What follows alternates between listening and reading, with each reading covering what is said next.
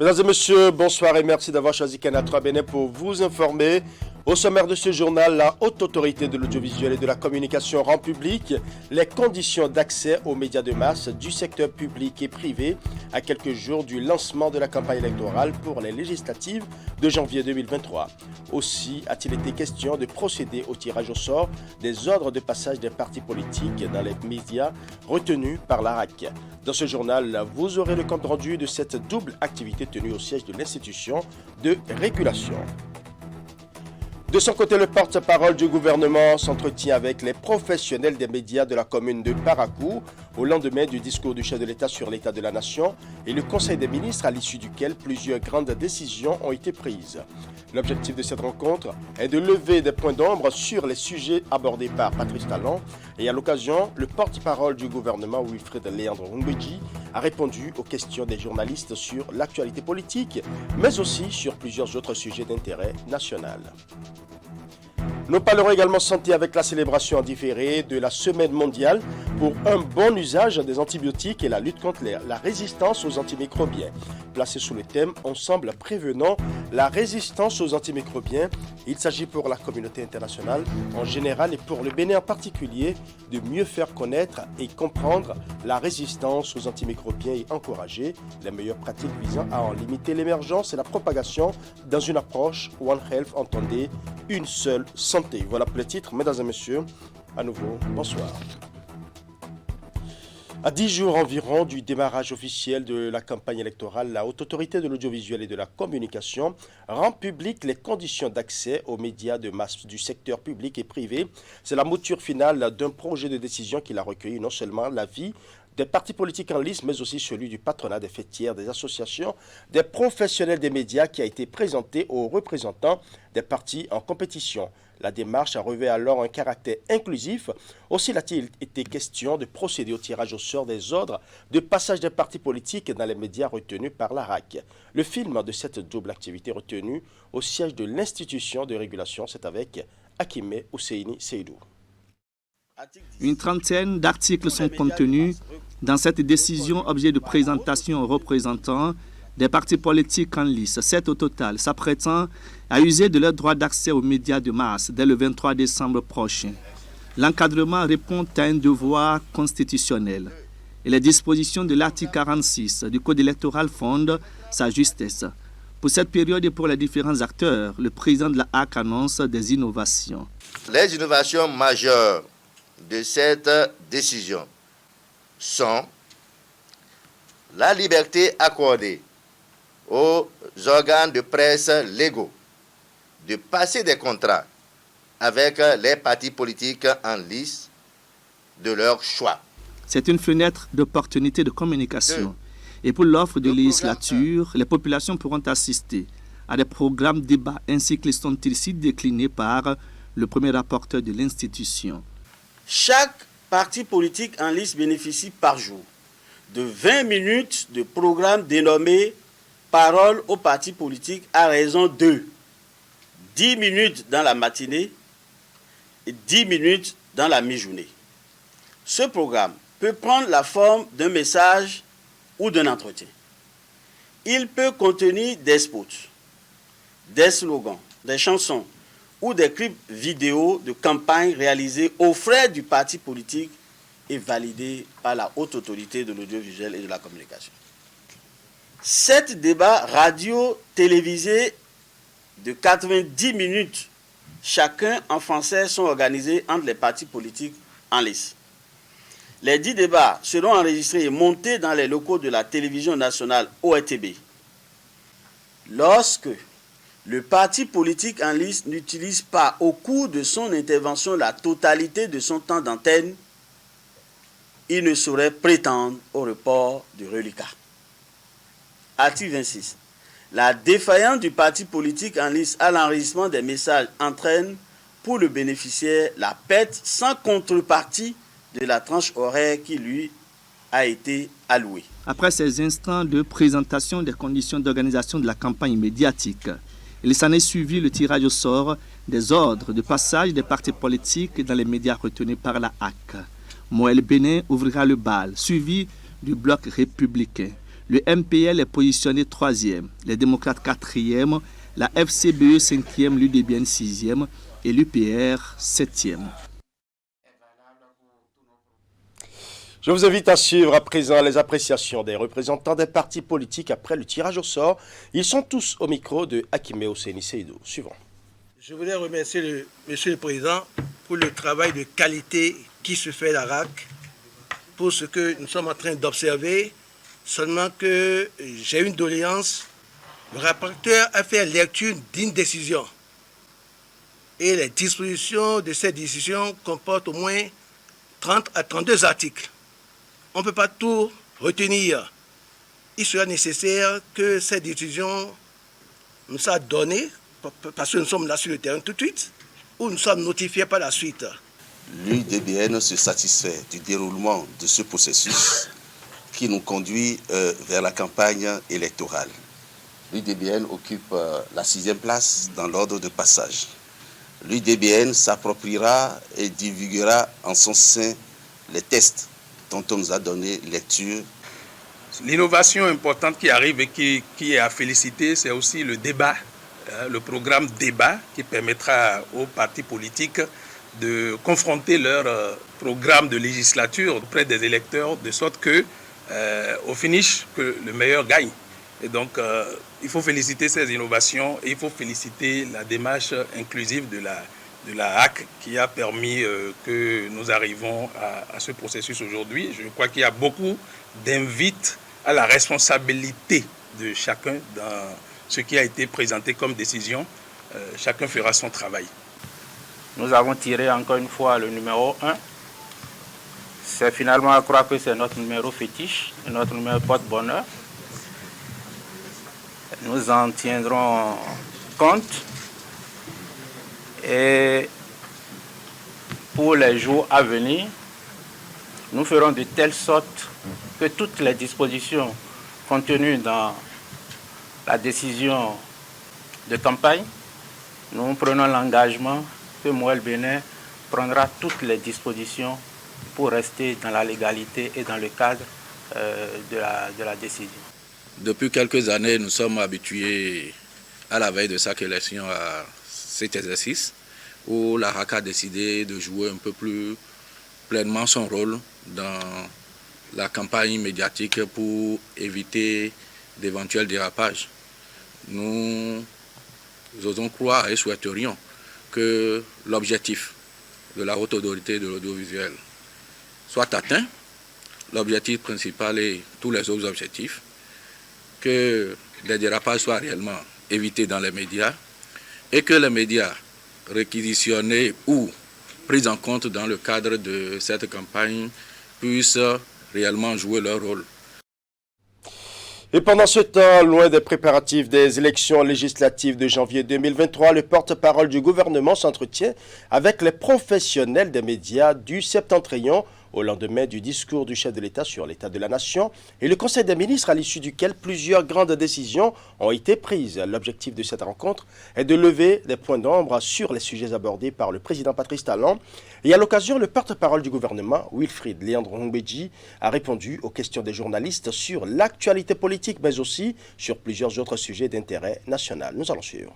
Mettre les populations du Septentrion au même niveau d'information sur les sujets brûlants de l'actualité, tel est l'objectif de la conférence de presse donnée ce lundi 12 décembre 2022 par le porte-parole du gouvernement à Parakou. Face à la presse locale, les échanges étaient essentiellement centrés sur la revalorisation salariale. Sur ce sujet, le porte-parole du gouvernement s'est voulu plus précis, surtout sur la situation des travailleurs du secteur privé. Il n'appartient pas de principe et de droit au gouvernement d'aller dans l'entreprise privée et de dire, par exemple, vous devez payer tant, vous devez organiser votre entreprise de telle façon. Par contre, le gouvernement, il donne l'impulsion, il met en place les règles qu'il faut. D'autres sujets ont également fait l'objet de débats entre Wilfried Léandre Ngwedi et les professionnels des médias. La décision du gouvernement de surseoir à l'exportation de plusieurs produits tropicaux a aussi préoccupé les journalistes présents à cette conférence. De manière spécifique, la situation que traversent les acteurs de la filière soja, avec à la clé la suspension de la mesure d'exportation de cette légumineuse, a été mieux expliquée par le porte-parole du gouvernement. Pour éviter la pression des pays voisins qui venaient se servir un peu trop facilement sur notre marché au détriment du marché local, nous avons institué des niveaux de prélèvement à la charge de ceux qui venaient faire sortir les produits. Ce n'est pas la charge du producteur. En pratique, peut-être qu'il y a eu quelques biais, mais dans tous les cas, nous avons entendu les cris de cœur de nos producteurs qui apparemment n'étaient pas suffisamment prêts pour la mise en œuvre de la mesure. Et nous l'avons simplement différé. Dans son discours sur l'état de la nation, prononcé le 8 décembre 2022 devant la représentation nationale, le chef de l'État est revenu sur les mesures en faveur du secteur éducatif. Patrice Talon a mis en exergue les actions spécifiques en faveur de la scolarisation des filles et de la promotion de l'excellence féminine à l'école. Une initiative qui, selon le porte-parole du gouvernement, permettra d'améliorer une fois encore les performances des bénéficiaires. Sur 20 communes, nous mettrons l'accent forcément sur les communes qu'on estime être les plus défavorisées et où le besoin serait manifeste de maintenir les filles à l'école pour les pousser un peu plus loin. Et ça, c'est un signal fort que le chef de l'État donne et son gouvernement avec dans le cadre de la meilleure éducation de nos filles en vue de leur plus grande protection. Les réformes opérées, mais aussi les perspectives pour les années à venir dans tous les secteurs d'activité, le conférencier a passé en revue tous ces sujets. Restons avec le porte-parole du gouvernement qui a également éclairé la lanterne du peuple béninois sur ce qu'il en est réellement de la candidature de Patrice Talon au poste de président en exercice de l'Union économique et monétaire ouest-africaine UEMOA. Selon Wilfried Léandre Ngwedi, le chef de l'État a juste souhaité entrer dans ses fonctions en introduisant des réformes auxquelles ses pairs de la sous-région n'ont pas encore adhéré. Raison donc pour Patrice Talon de faire un pas en arrière. Nous allons suivre ses explications. Le président Patrice Talon a été sollicité pour prendre la tête de l'UEMOA et je crois savoir qu'à l'époque, il avait fait comprendre à ses pairs que lui, il n'était pas pour l'affichage et que s'il prenait les responsabilités à la tête de l'UEMOA, il y avait des réformes qui devraient suivre pour amener plus d'efficacité au niveau de l'institution. Et au nombre des réformes, il fallait effectivement voir dans quelle mesure le pays qui prend la présidence en exercice de l'Union devrait également avoir la présidence en exercice du Conseil des ministres de l'UEMOA. Cette requête, apparemment, n'a pas encore reçu l'assentiment de ses pairs et le président de la République a considéré que l'heure n'avait donc pas sonné encore pour cela. Autrement, soyez rassurés, que ce soit entre 2016 et 2021, et là, depuis 2021, les sollicitations pour certaines organisations sous-régionales, ce n'est pas ce qui a manqué. Mais le président Talon avait, depuis 2016, et sur le premier quinquennat notamment, indiqué que sa priorité restait la politique domestique. S'employer à mettre en place les jalons pour le développement socio-économique durable du Bénin. Et il n'entendait pas être dispersé de cette tâche-là. C'est la raison pour laquelle, sur le premier quinquennat, vous ne l'avez pas beaucoup vu à l'international et aussi pour laquelle il a souvent décliné les offres. Parlons à présent de l'Alliance Smart Africa qui présente le plan directeur développement des compétences et du renforcement des capacités d'éthique dans l'éducation aux acteurs de l'école béninoise. C'est une stratégie régionale mise en place par cette structure pour satisfaire les besoins de transformation structurelle du continent africain en matière des technologies de l'information et de la communication. L'atelier organisé pour la cause a réuni ce lundi les acteurs du système éducatif et les spécialistes d'éthique à Semewan à Cotonou. Nous allons suivre. La jeunesse béninoise mobilisée autour de la recherche ici à l'université d'Abomey-Calavi. C'est la deuxième édition du camp national de la jeunesse scientifique. Après une première édition réussie et ayant impacté plusieurs jeunes du monde universitaire, l'Académie nationale des jeunes scientifiques du Bénin organise ce deuxième numéro autour du thème « L'innovation au service des objectifs de développement durable, quel est le rôle de la jeunesse scientifique béninoise ?» Un rendez-vous de donner et de recevoir à travers lequel les jeunes auront droit à plusieurs communications mettant l'accent sur l'innovation, mais aussi la créativité. Il s'agit en fait d'un regroupement de jeunes chercheurs venus de toutes les universités du Bénin. Et pendant 3 jours, nous allons parler innovation. Nous allons avoir droit à des communications faites par des personnes averties pour susciter, éveiller ce désir d'innovation au sein de la jeune couche, parce que c'est par là qu'il faut commencer le travail. Nous sommes donc réunis cette fois-ci pendant 3 jours pour vivre des moments de partage de connaissances, d'expériences, agrémentés d'expositions d'innovation et qui prendra fin par la célébration des mérites de la jeunesse scientifique du Bénin. Dans le cadre de ce deuxième camp national de la jeunesse scientifique, il est prévu des séances de démonstration technologique avec des structures de recherche dans plusieurs domaines. Pour les autorités, cette initiative est à saluer car elle promeut l'innovation et la recherche scientifique au service du développement. Je voudrais donc féliciter l'Académie des jeunes scientifiques du Bénin pour l'initiative de ce camp et rendre hommage à l'Académie nationale des sciences, arts et lettres du Bénin pour le parrainage et l'accompagnement. Je voudrais également remercier tous les partenaires qui ont contribué à la mise en place de l'initiative et qui ont travaillé pour sa réussite. La jeunesse scientifique est l'espoir d'un Bénin et d'une Afrique perfectible dans l'excellence. La dernière étape de ce camp national de la jeunesse scientifique édition 2022 sera marquée par la remise de prix aux meilleurs jeunes chercheurs du Bénin. Une manière pour l'Académie d'encourager les jeunes qui rejettent la fatalité et s'engagent dans la recherche scientifique avec passion et dévouement. Voilà, vous l'avez certainement constaté, vous avez suivi en lieu et place la deuxième édition du camp national pour la jeunesse scientifique et justement toujours parlant de sciences. L'Alliance Smart Africa présente le plan directeur développement des compétences et de renforcement de capacités d'éthique dans l'éducation aux acteurs de l'école béninoise. C'est une stratégie régionale mise en place par cette structure pour satisfaire les besoins de transformation structurelle du continent africain en matière des technologies, de l'information et de la communication. L'atelier organisé pour la cause a réuni ce lundi les acteurs du système éducatif et les spécialistes d'éthique à Semewan, à Cotonou. Nous allons suivre. L'organisation de cet atelier de diffusion multipartite au niveau national, dirigé par le ministère du Numérique et de la Digitalisation et le secrétariat de l'Alliance Smart Africa, vise à rapprocher les recommandations du schéma directeur élaboré des acteurs de l'éducation. Le Bénin a été choisi parmi 5 pays pour abriter ces travaux qui vont analyser les différentes recommandations en vue d'appuyer les États pour l'effectivité d'éthique dans l'éducation. Et les principaux objectifs de ce plan directeur étaient d'analyser déjà les défis actuels d'éthique dans l'éducation sur le continent, ensuite de développer un benchmark de projets qui ont réussi et des bonnes pratiques à travers l'Afrique et le monde, et ensuite de formuler des recommandations sectorielles à peu près pour chacun des 5 groupes de pays qui ont été classifiés.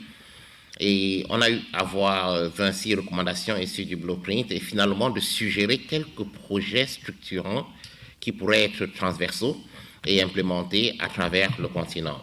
La démarche scientifique adaptée au contexte de chaque État séduit le Bénin. Les participants prennent connaissance des défis à relever pour formuler des projets prioritaires autour de l'intégration réelle d'éthique dans l'éducation. Même si le Bénin compte déjà plusieurs initiatives adressant la problématique des compétences numériques qui est mondiale, il est évidemment question de l'aborder par une démarche scientifique qui tient compte de la spécificité de chaque continent et de chaque pays pour les solutions appropriées. C'est pour cela que le Bénin adhère à la démarche de l'Alliance Smart Africa. Je tiens à partager avec vous la joie du ministère du Numérique et de la Digitalisation de pouvoir compter sur la recherche pour la résolution des problématiques du secteur du numérique, ce qui contribuera aussi à la formulation des politiques efficaces du numérique au profit des autres secteurs, et plus particulièrement au secteur de l'éducation, objet du lancement de ce jour. Alliance Smart Africa compte 35 pays membres. Elles mettent en œuvre déjà plus de 32 projets structurants et constructifs pour pallier les manques de compétences liés aux TIC dans les pays d'Afrique. Ensemble, prévenons la résistance aux antimicrobiens. C'est le thème de la Semaine mondiale pour un bon usage des antibiotiques célébrée par la communauté internationale du 18 au 24 novembre dernier. Il s'agit en effet d'une campagne mondiale célébrée chaque année pour mieux faire connaître et comprendre la résistance aux antimicrobiens et encourager les meilleures pratiques visant à en limiter l'émergence et la propagation dans une approche One Health, entendait une seule santé. Le Bénin, ne pouvant rester en marge d'un tel événement, a décidé de le célébrer en différé. C'est dans ce cadre que le ministre de la Santé a procédé ce lundi 12 décembre au lancement officiel de la campagne nationale pour un bon usage des antimicrobiens et la lutte contre la résistance aux antimicrobiens. Oulia Sanoussi pour les détails. La résistance antimicrobienne est un problème majeur de santé publique. C'est l'une des 10 principales menaces auxquelles l'humanité est confrontée au plan mondial. Selon l'OMS, 99 décès pour 100 000 personnes sont liés à la résistance antimicrobienne en Afrique subsaharienne et 1 300 000 décès sont attribués par an aux bacilles multirésistants à travers le monde. Le Bénin n'échappe point à ces constats alarmants, d'où le lancement officiel de la campagne nationale pour un bon usage des antibiotiques sous le thème « Ensemble, prévenons la résistance aux antimicrobiens ». Ensemble, nous sommes donc invités à encourager l'utilisation prudente des antimicrobiens et à renforcer les mesures préventives de lutte contre la résistance aux antimicrobiens. En effet, l'utilisation abusive et excessive des antimicrobiens est le principal facteur conduisant à l'apparition de pathogènes résistants aux médicaments. Selon le ministre de la Santé, la présente semaine du bon usage des antimicrobiens, célébrée en différé au Bénin, vient à point nommé pour questionner une fois encore la conscience de chaque acteur, la part de responsabilité de chacun dans la survenue et la persistance de ce fléau qui ne cesse de croître. Les études dans nos hôpitaux, dans nos cliniques et dans nos différents espaces de soins montrent que le fléau est là, silencieux mais dévastateur.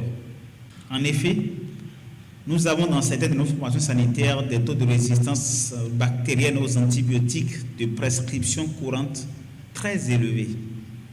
Il faut nous dire que demain, si nous ne savons pas faire, nous allons choper une infection et aucun antibiotique ne marchera dessus. Évoquant les causes de la résistance aux antimicrobiens, nous pouvons dire qu'elles sont diverses, multifacettes, mais nous interpellent tous, acteurs de la chaîne de production et de consommation des antibiotiques. Le Bénin s'est doté, avec l'appui de ses partenaires, pour la période 2019-2024, d'un plan d'action national multisectoriel de lutte contre la résistance aux antimicrobiens. L'analyse des données de consommation des antimicrobiens au Bénin révèle une baisse continue du taux de consommation de ces médicaments depuis 2018. L'analyse soit de ce plan d'action contre la résistance aux antimicrobiens permet d'observer que notre pays dispose de forces et d'opportunités pour arriver à bout de ce fléau en les temps modernes. Malgré ces efforts consentis, les défis suivants sont identifiés et hiérarchisés et sollicitent davantage notre attention pour être relevés. Il s'agit de la connaissance et de la compréhension du phénomène de la résistance aux antimicrobiens par tous les acteurs concernés. La surveillance des agents pathogènes résistants aux antimicrobiens. C'est justement pour relever ces différents défis que le ministre de la mobilisation et d'engagement à tous les acteurs présents à la cérémonie et même au-delà pour une grande mobilisation contre le phénomène et une meilleure promotion du bon usage des antibiotiques. Voilà, ce sera tout pour ce journal. Merci pour votre aimable attention. Bonne soirée chez vous.